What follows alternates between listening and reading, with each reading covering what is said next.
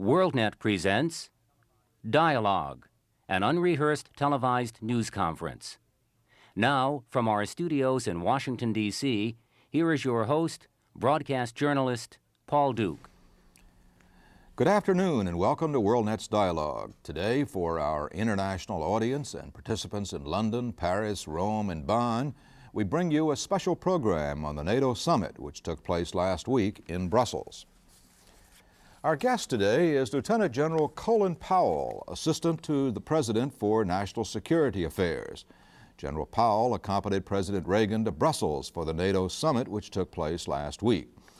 General Powell, welcome to Worldnet's Dialogue. Thank you very much, Mr. Duke. Was anything substantially achieved at the summit conference? Oh, I think quite a great deal was achieved at the NATO summit.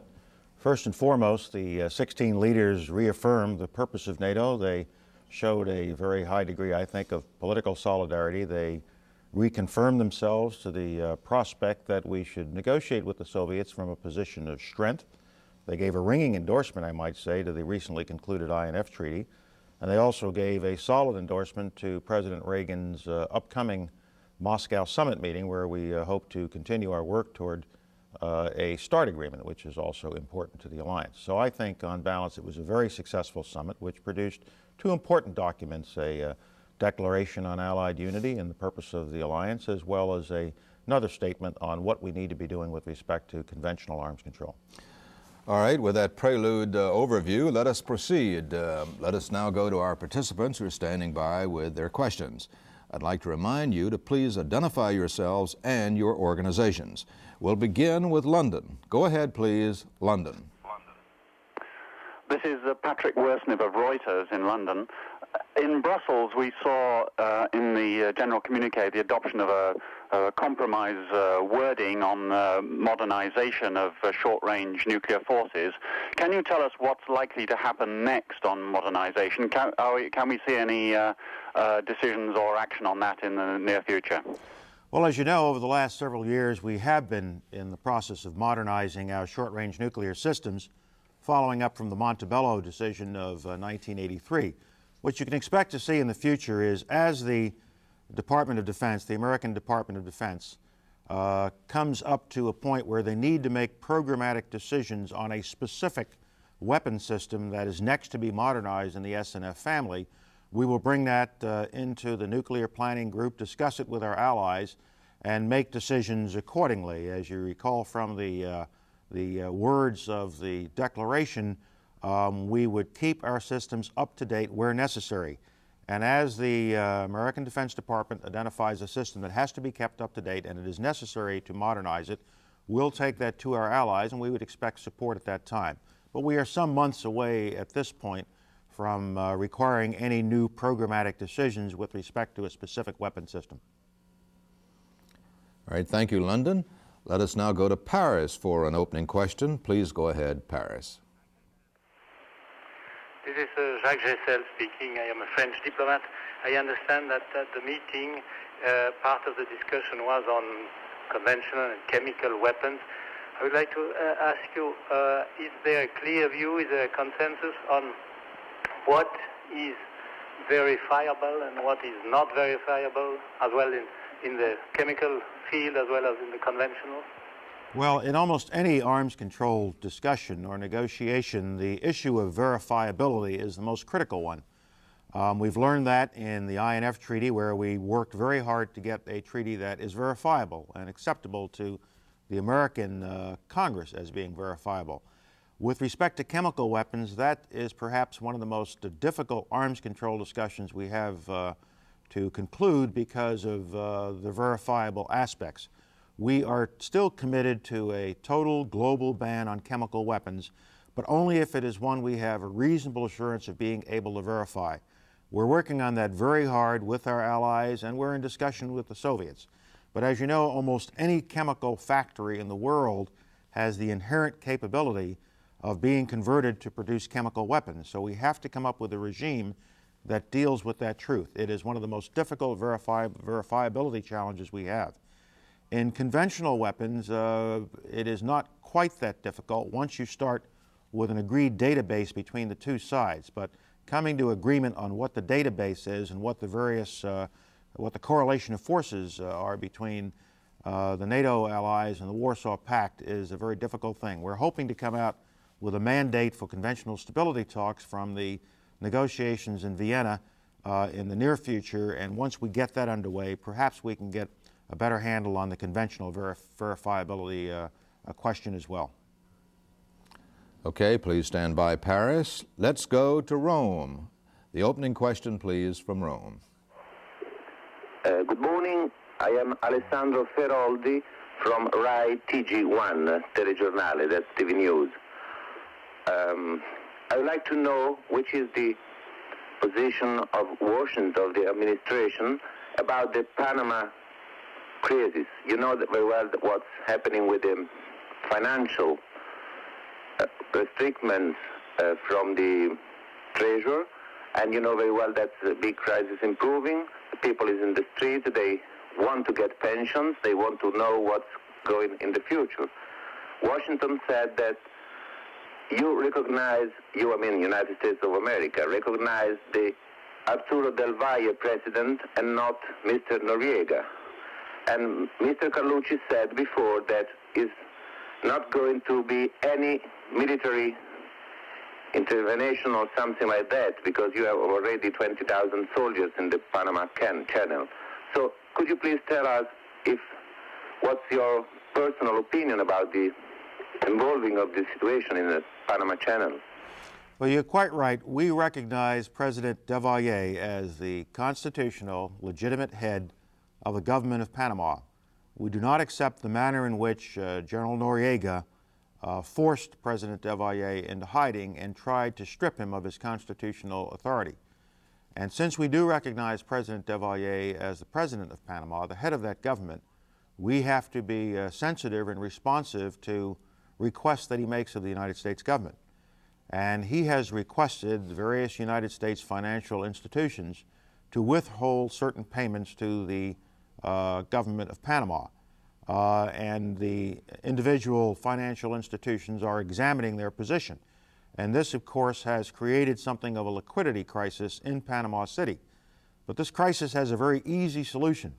General Noriega should step down, as he was asked to by the President of Panama, President Del Valle, step aside and let the legal constitutional process work in Panama. Let the people of Panama speak with respect to the kind of government they wish to have. And there is a constitutional process to allow this to happen. And so it is our view that General Noriega should step aside. President Del Valle should be allowed to reassert his constitutional position. Please stand by, Rome. Now let us return to London. Please come in again, London. This is Nick Gowing of ITN Channel 4 News. Could I pursue that matter of Panama? The signs are, though, that Noriega is not taking any notice of what the Americans are doing. Are you expecting him, therefore, to entrench his position, and are you prepared now to force his hand through more economic measures and other measures? We are examining a variety of measures, economic measures, trade measures, measures dealing with the financial market. We are not examining any particular military options because we don't see that any is necessary, so let me reaffirm what Secretary Carlucci had said. But we are examining additional options that might bring pressure on General Noriega to reconsider his position and see if we can solve this crisis, and the crisis can be easily solved by him recognizing that world opinion is against him, American opinion is solidly against him, both within the administration and in our Congress, and that what he should do is step aside. So we are examining additional options, but we have not decided any specific options at this time. The President still has them under advisement. Could I then turn to the Brussels summit and ask how optimistic you are that the declaration on conventional weapons will force the Soviet Union to reduce its forces asymmetrically? Do you believe that the change in military doctrine which is going on in the Soviet Union will allow Mr. Gorbachev to make that kind of reduction faced with this declaration last week? Well, I've heard a great deal about the change in military doctrine in the Soviet Union to a doctrine of what the Soviets call sufficiency. But as a military officer, I have to see what they say in writing, but also see what they do on the ground. And at the moment, the force they have on the ground is clearly an offensive force, a force that has been modernized and made more capable in recent years, and a force that we have to continue to consider an offensive force, notwithstanding statements they may make with respect to their doctrine. The asymmetries are so great, the imbalance is so significant that we have to treat it in that light. And I hope that General Secretary Gorbachev will try to take action, or will take action, to bring his offensive force structure more in line with the new doctrine they espouse. If he would do that, I think he would find that he could make significant unilateral reductions in Soviet forces in Europe without in any way putting the Soviet Union or its allies at risk. And if he were to make such a move and take those unilateral reductions, I think it could go a long way towards starting a more responsible, informed dialogue with respect to the balance of conventional forces in Europe. This is Patrick Worsnip of Reuters again. Do you think that there's really enough time now for a START agreement to be reached by the time President Reagan goes to Moscow in May or early June? It is still possible, and at the ministerial meeting that Secretary Shultz and I attended in Moscow 2 weeks ago with Foreign Minister Shevardnadze and with General Secretary Gorbachev, both sides committed themselves to make every effort to see if we could conclude such a treaty in time for signing at the Moscow summit. But both sides recognize that this is a most significant treaty, and it is more important that we do it right than we do it fast. So we are doing everything we can to see if it is possible. I have hope that we might be able to conclude it in time for signing at the Moscow summit, but only if it is a correct treaty, one that we can get ratified in the United States, and one that serves the national security interest of both sides. If we don't conclude it in time for the Moscow summit, the process is not ended. There is additional time in this administration and certainly time in the next administration. But we're making every effort to see if we can conclude it by the time of the Moscow summit, but only if we can do it right. This is Nick Gowing of ITN Channel 4 News again. Could I ask you about the mix of strategic weapons which would result from reducing by half of the strategic arsenal? What is your assessment of the kind of arsenal that America would have after reducing its arsenal by 50%? Would it be more cost-effective, or are you likely to lose key elements of that arsenal as part of the cuts? Even at the 50% cut level, we would retain a triad of systems.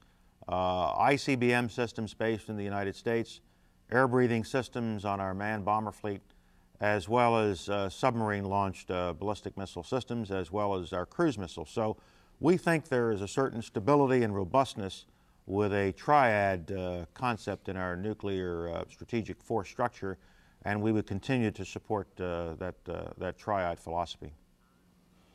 Thank you, London. Paris follows again. Please go ahead, Paris. Pierre Roussin, Agence Française. I would like you to give us your expectations for the next, I think it's next week in Switzerland, the meeting between Mr. Carlucci and Mr. Yazov in Switzerland.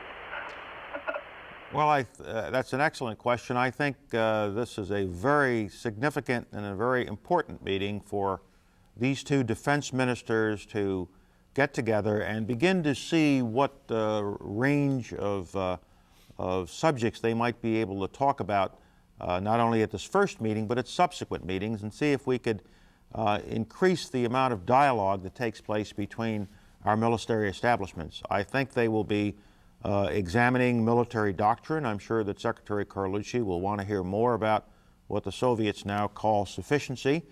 We're prepared, I think, to provide the Soviets any information they'd like to have with respect to our military doctrine, since it's essentially a defensive doctrine which is well documented in unclassified publications. I think we'd like to hear more about the Soviet budget. They have been making some statements that they would reveal in greater clarity their military budget so that we can have a better understanding of the amount of their gross national product that goes to military spending, and I'm sure that Secretary Carlucci would pursue that as well. And to the extent that they come away with a clearer understanding of the force structure and the doctrinal differences that exist between the two sides, I think that would be a very significant first step. There will be other meetings, and I expect that there will be meetings between the senior military leaders as well, Admiral Crow and Marshal Akramayov, at some time in the future to follow up this first meeting with the defense ministers. To the summit in Moscow, is there any detail? I think there was an advance team, an American advance team in Moscow recently. Can you give us any details about the dates or the length of time of this summit, or if President Reagan will travel somewhere else in Moscow? We do have an advance team in Moscow right now, and they have been there for the last couple of days. We have not decided on a date yet, even though there has been some speculation in the press, and we have not decided on the specific events, and we have also not decided on what the President might do on the way in or on the way out. All of those issues are being discussed in Moscow and elsewhere in Europe over the next several days, so it would be premature for me to give you any specific summit events, and we do not yet have a date. Jacques Gessel again. Concerning the modernization of nuclear tactical weapons, there was a decision taken almost 5 years ago at Montebello concerning the withdrawal of a part of the tactical weapons and the modernization of the remaining part. Could you tell us how much of this decision of Montebello was it possible to implement up to now? We are in the process of implementing the Montebello decision, the Montebello concept. Of course, since Montebello, we have reached an agreement to remove the INF system, so that requires some re-examination of the remaining mix of nuclear weapon systems. I don't have a specific number of what percentage of the residual number of systems have been modernized, but in recent years we have taken action to modernize artillery projectiles and some of our other aircraft systems. The next family of systems that we will be taking a look at in the near future would be those missiles that are at the longer range end of the SNF family of systems, and I have in mind a follow-on to the Lance missile system, which will be one of the most controversial replacement actions. So I don't have a specific percentage for you, other to say that the concept of Montebello is still intact, and at the NATO summit last week, the Allied leaders reaffirmed Montebello and the need to keep our systems up to date where necessary. Let us move along now to Rome. Go ahead, please, Rome. Sergio Rossi, Il Sole 24 Ore, Financial Daily. Mr. Powell, an important security element of NATO policy towards the Soviet Union is its coordination of the East-West technological transfer. Recently there have been pressure from the Soviet to ease this kind of regulation. There have been propension from some allies, Germany, Italy, which have business interests in the East, and also the American business, of course, don't forget. To what extent do you think it will be possible in the near future to ease somewhat the regulation for transfer of technology to the East? Well, one of the most difficult parts of my job is to participate in our interagency process back in the United States, which has two objectives that very often come into conflict with each other. On the one hand, we want to make it easy for American business and for businesses in Europe to sell products to the Soviet Union, but at the same time, we want to do it in a way that does not risk losing any of the technology that we depend on for our defense efforts. It is well known that the Soviets are scouring the world, going around the world, trying to pick up technology that we would prefer they not have because it will be converted to defense purposes against our interest. So we will do everything we can to make it easier to do business with the Soviet Union in those areas where there is no risk to our technological advantage, particularly with respect to defense. At the same time, we must ask cooperation from our allies to take every step possible to protect that technology which is important to us, which is dear to us, and which gives us a defense advantage. And so encourage the technology that is not sensitive, but work together to protect that technology that is sensitive.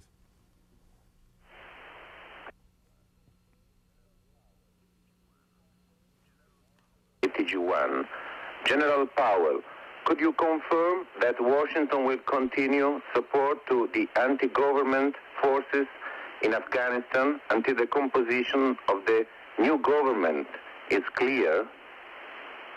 I can confirm that the United States government will continue to support the Mujahideen resistance forces in Afghanistan until we are absolutely sure that the Soviet withdrawal is going to be an irreversible withdrawal.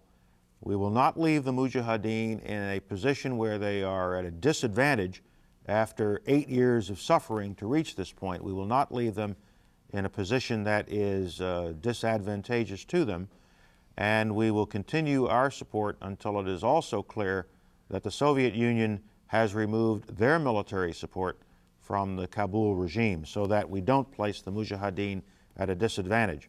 With respect to an interim government, those conversations are taking place in Geneva under the auspices of the proximity talks between the regime in Kabul and the Pakistani government, and we will continue to watch those talks with interest, and we will be supportive of Pakistani efforts to see if an interim arrangement can be reached, but we will allow that process to continue to see what sort of negotiated arrangements can be made with respect to the regime that will be in Kabul at the time that signatures are placed on the Geneva documents. Sergio Rossi, Il Sole 24 Ore, Financial Daily, Milan, again. Mr. General, looking ahead to the Moscow summit, would you tell us to what extent do you think we are close, or you are close, to a kind of agreement of the interpretation of the ABM treaty, and which in turn could lead to also an agreement on what is permitted and not permitted on SDI research? Thank you. I am encouraged that the formulation we arrived at the Washington summit in December has provided us a way of examining this question in a more informed way so that we can solve it in time for the Moscow summit. I am encouraged that we might be able to solve it, but we will only solve it in a way that preserves U.S. commitment to the SDI program. Let there be no question. The President is absolutely committed to the SDI program, and we think the Soviets understand that.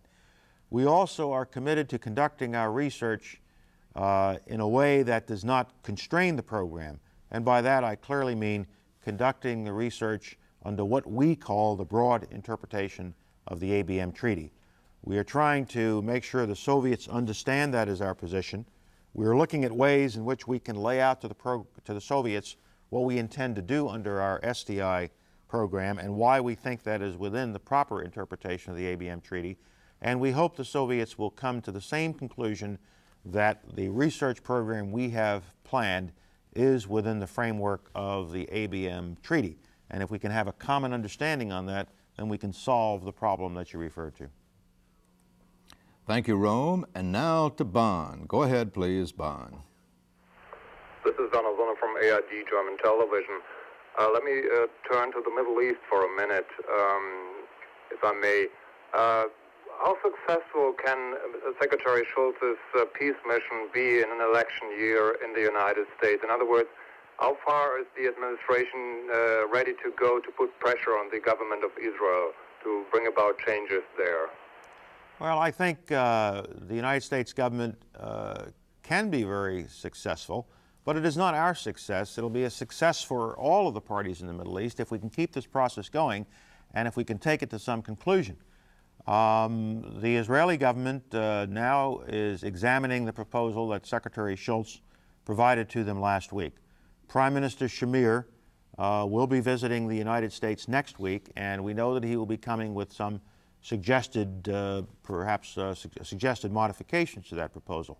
We will examine them. We hope that we can come up with a concept that each one of the interested parties finds as an acceptable starting point. We note that all of the parties want us to remain engaged. Every one of the parties, even those who have the greatest reservations about our concept, keep saying to us, it is important for you to stay engaged because the status quo must be changed in the Middle East. I also note that we have received enormous support from our Congress. Our Congress, even those who are usually considered most supportive of Israel, have said stay engaged. We are fully supportive of what Secretary Shultz and the President are trying to do. So I think the fact that it's an election year does not hinder us in any way. The President is committed to seeing what we can do to solve this problem. Secretary Shultz is committed. We have laid a concept out that we think is a very good concept, can serve as a starting point for all parties, and now we are waiting to hear back from all the parties, their reaction to that concept. Do you see any roles of the European or for the European community in this peace process? Well, yes, I think there will eventually be a role, depending on how the concept gets fleshed out. Just as a minimum, I know that support of the European nations for our efforts right now would be very helpful. And as those efforts proceed and as the process starts to unfold and as the different elements of the plan start to take effect, I'm sure there will be an opportunity for a very active role on the part of the European nations. We have just a couple of minutes left, and so at this point we'd like to return to London. Please come in, London, with an additional question. General Powell, this is Andrew McEwen of The Times. I have 2 points for you, please. May I pick up first on your reply to a question from Rome a few minutes ago about Afghanistan? You were saying the US, that you confirmed that the U.S. government will continue to support the Mujahideen forces until you're absolutely sure that the Soviet withdrawal is irreversible. That sounded like an implicit rejection of Moscow's demand that all outside support for the Mujahideen should stop on day one of the Soviet withdrawal. Did you intend that? And if not, could you clarify it? And my second point is that a few days ago there was a report here claiming that secret contacts had resumed between Washington and Tehran. Is there any truth in that? Let me take the second question first. We have no secret contacts going on between the United States and Iran. End of that one. With respect to the first question, what I was saying was that when we see what happens in Geneva over the next several days or next several weeks, but shortly, I hope by the 15th of March, we will examine that arrangement very, very carefully. We must assure ourselves that the Soviet plan is irreversible. We must assure ourselves that we are not leaving the Mujahideen in a position in a disadvantageous position, and we must make sure that the Soviets will be cutting off aid. So we will be examining the circumstances of the agreement very, very carefully before we commit ourselves to serving as a guarantor of the agreement. If we are completely satisfied, then we will have to make a judgment as to whether our support should end on the same day or some other arrangement. I don't want to get tied down more precisely than that because we will not know whether we are prepared to perform our role as a guarantor until we have a chance to examine the final agreement reached in Geneva in great detail and at great length. So we reserve our options with respect to how we perform our role as a guarantor until we have had a chance to study exactly the results of the Geneva negotiations. Time for a very quick question, London. Nick Gowing of ITN again. Could I just clarify, has the American government changed its position slightly in terms of backing Pakistan in the negotiations in Geneva now? Because the impression seems to be that there is no longer as much pressure for Pakistan to sign an agreement. I don't know that we have changed our position with respect to Pakistan. We are supportive of Pakistan in the proximity talks. We are consulting with them on a very close basis. As you know, they would prefer to see an interim government in place before the in order for them to sign the agreement with. And we are understanding of that point of view. And so we are, I don't think we have changed our position with respect to our support or lack of support for Pakistan. We continue to support Pakistan activities. Thank you very much, General Powell. Thanks for being with us today. Let me just say in concluding that credit for this program should be given to Worldnet, the television and film service of the United States Information Agency. I'm Paul Duke for Worldnet's Dialogue in Washington.